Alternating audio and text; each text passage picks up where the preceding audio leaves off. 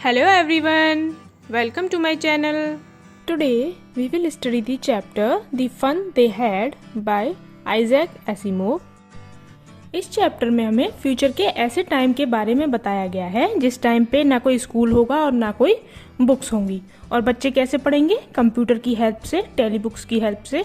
Tele books का meaning हुआ कि बुक्स किसी भी स्क्रीन पर शो हो रही होंगी, जैसे कि आप मोबाइल्स में, टैब्स में पीडीएफ से पढ़ते हैं वैसे ही। तो यहाँ पर हमें दो बच्चों के बारे में बताया गया है जिनका नाम है टॉमी एंड मार्गी, जिनके पास टेली बुक्स ही हैं, उनके पास प्रिंटेड बुक्स नहीं है। तो उन बच्चों को जब एक प्रिंटेड बुक मिलती है तो उनको कैसा फील होता है, वो क्या क्या उस बुक के बारे में जानते हैं और वो उस बुक के अंदर जब पुराने टाइम के स्कूल के बारे में पढ़ते हैं तो वो क्या सोचते हैं, उसी के बारे में ये स्टोरी है। Now we will discuss the meaning of the title. Story का जो टाइटल है दी फन दे हैड, उसके बारे में डिस्कस करेंगे। Tommy and Margie find an old book and learn how the schools were different in the past from their time and how much fun the children studying in those schools had. It also gives us a glimpse of future education. Tommy and Margie जो इस story के characters हैं, उनको एक पुरानी book मिलती है जिसमें वो क्या पढ़ते हैं कि पुराने टाइम के स्कूल्स में और उनके टाइम के स्कूल में कितना डिफरेंस है, कितना अंतर है। How much fun the children studying in those school had. जो पुराने टाइम के स्कूल्स होते थे उन स्कूल्स में बच्चे कितना फन किया करते थे, कितने मजे किया करते थे, ये वो उस बुक में पढ़ते हैं। इसीलिए इसका नाम है द फन दे हैड, कितने मजे करते थे वो बच्चे। It also gives us a glimpse of future education, ये हमें फ्यूचर एजुकेशन की एक झलक भी दिखाई देती है इस चैप्टर में। फ्यूचर में आने वाले टाइम में बच्चे कैसे स्टडी किया करेंगे। Theme, the main theme is about education. More specifically the narrative deals with the future of education which will become increasingly computerized and estranged from social interactions. इसकी मेन थीम एजुकेशन है और इसमें education के future से संबंधित है इसकी main theme, जो तेजी से कंप्यूटराइज्ड हो जाएगी और सोशल इंटरेक्शन से दूर, मतलब सामाजिक बातचीत से अलग हो जाएगी। कैसे? क्योंकि आने वाले टाइम में बच्चों का जो स्कूल है, ये हम स्टोरी में पढ़ेंगे, वो उनके घर में ही एक रूम में होगा, तो वो सोशल नहीं हो पाएंगे। Let's start our story. Margie even wrote about it that night in her diary. On the page headed 17th May 21,057 she wrote, today Tommy found a real book। यहाँ स्टोरी कैसे start हो रही है? मार्गी ने अपनी डायरी पर लिखा है एक पेज पर, जिस पर हेडिंग डली हुई है, मीन्स डेट डली हुई है 17th May 21,057। क्या लिखा है उस पर?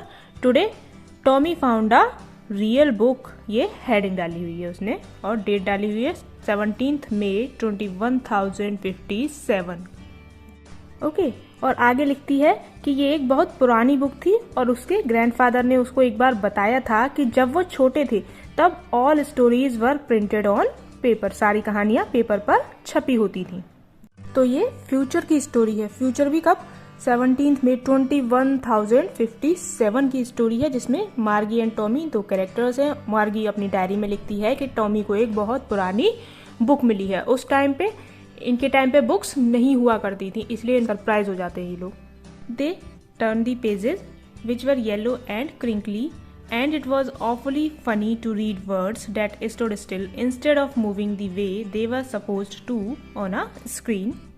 वो पेजेस टर्न करते हैं जो कि येलोइश हो गए थे, बिकॉज बुक बहुत पुरानी थी तो वो पीले पड़ गए थे page. And crinkly, crinkly means with many folds and lines, उस पर बहुत सारे फोल्ड्स और लाइन्स आ गई थी और उनको वो बहुत ही फनी लग रहा था कि वो वर्ड्स मूव नहीं कर रहे थे, जो बुक पे लिखा हुआ था वो मूव नहीं कर रहे थे वर्ड्स, दे वर स्टिल, क्योंकि वो तो स्क्रीन पर पढ़ते थे जिसपे वर्ड्स मूव करते थे, उन्होंने कभी बुक देखी नहीं थी, तो उनके लिए काफ़ी सरप्राइजिंग और फनी एक्सपीरियंस था। कोई स्कूल भी नहीं होता था इनके टाइम पे, ये लोग घर पे ही एक अलग रूम में कंप्यूटर पे पढ़ते हैं।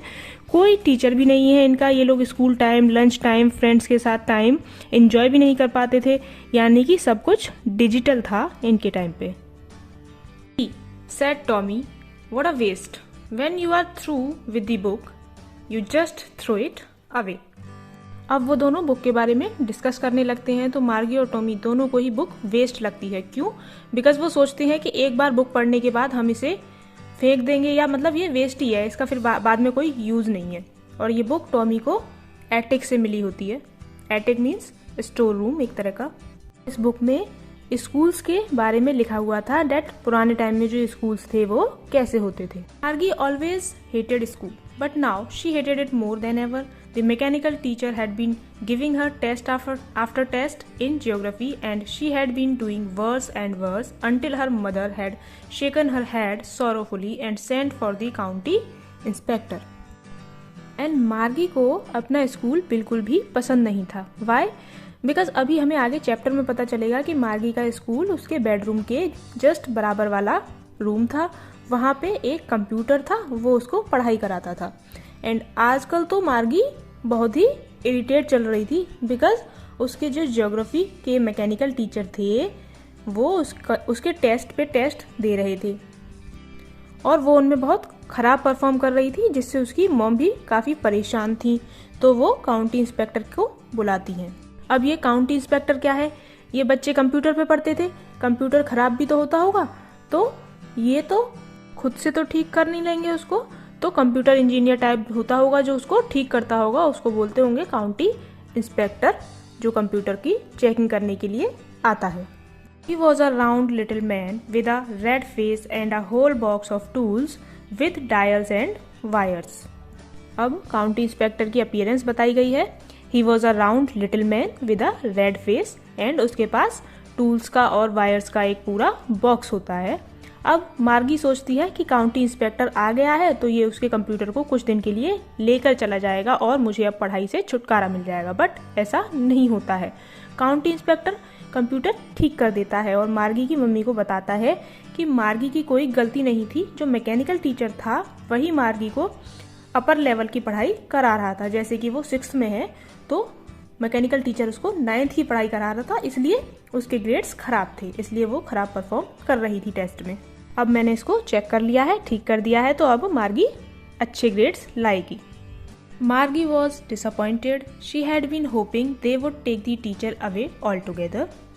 अब मार्गी जो चाह रही थी कि कुछ दिन के लिए कंप्यूटर लेकर चले जाएंगे काउंटी इंस्पेक्टर, जिससे कि पढ़ना न पड़े, तो वो विश उसकी इनकम्प्लीट रह जाती है। वो ऐसा क्यों सोच रही थी कि लेकर चले जाएंगे, क्योंकि एक बार टॉमी का कंप्यूटर भी खराब हुआ था, तो उसकी मम्मी ने जब काउंटी इंस्पेक्टर को बुलाया तो वो उसके कंप्यूटर को लेकर चले गए थे, इसलिए उसको लग रहा था कि ये भी मेरे कंप्यूटर को लेकर चले जाएंगे और मुझे पढ़ाई से छुटकारा मिल जाएगा, बट उसकी वो विश इनकम्प्लीट रह जाती है।